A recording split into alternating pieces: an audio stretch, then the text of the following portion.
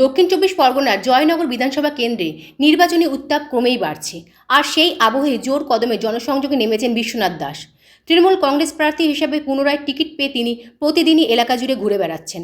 কখনো মিটিং, কখনো মিছিল, আবার কখনো সরাসরি বাড়ি বাড়ি গিয়ে মানুষের সঙ্গে কথা বলছেন। সাধারণ মানুষের সঙ্গে এই সরাসরি যোগাযোগেই তৈরি হচ্ছে আলাদা এক আবেগঘন পরিবেশ। গ্রামের মানুষ প্রার্থীকে কাছে পেয়ে উচ্ছ্বাসে ভাসছেন।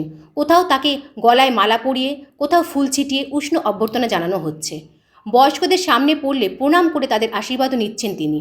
এই মানবিক আচরণে সাধারণ মানুষের সঙ্গে তার সম্পর্ক আরও দৃঢ় হচ্ছে। প্রচার চলাকালীন বিশ্বনাথ দাস আত্মবিশ্বাসী সুরে বলেন, গতবারের থেকে এবারে আমরা অনেক বেশি ভোটে জিতব। মানুষের আশীর্বাদ আমাদের সঙ্গে রয়েছে, তা আপনারাই দেখতে পাচ্ছেন।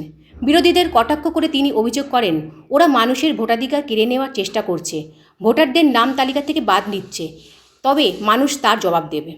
তিনি আরও জানান, পুনরায় নির্বাচিত হলে এলাকার বেশ কিছু গুরুত্বপূর্ণ অসম্পূর্ণ কাজ দ্রুত শেষ করা হবে। বিশেষ করে জয়নগর রেল স্টেশনের দুই পাশে যানজট সমস্যা দূরীকরণ এবং একটি আধুনিক পার্ক নির্মাণ তার অগ্রাধিকার তালিকায় রয়েছে। এলাকার মানুষও তাদের প্রিয় বিধায়ককে কাছে পেয়ে খুশি। দু হাত তুলে আশীর্বাদ জানিয়ে তারা জানাচ্ছেন সমর্থন। সব মিলিয়ে জনসংযোগে বিশ্বনাথ দাস যে মানুষের মন জয় করতে পেরেছেন তা স্পষ্ট। জামালউদ্দিন সর্দারের রিপোর্ট 72।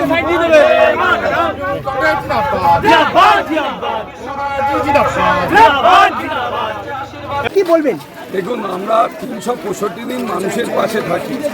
আমাদের আপনারা জানেন আগামী বিধানসভা নির্বাচন 2026-এ যে বিধানসভা নির্বাচন, সেই নির্বাচনে আমাদের জয়নগর কেন্দ্রে তৃণমূল কংগ্রেসের মনোনীত প্রার্থী মাননীয় শিক্ষক বিশ্বনাথ দাস মহাশয় আপনাদের কাছে এসেছেন।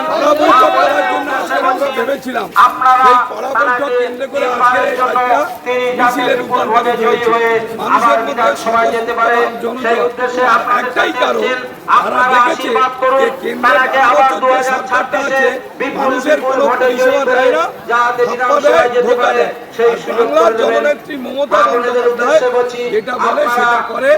একদম প্রান্তিক খেটে খাওয়া মানুষের পাশে থেকে এই সরকারটা চলছে, সেই কারণে আজকের এই এত স্বতঃস্ফূর্ত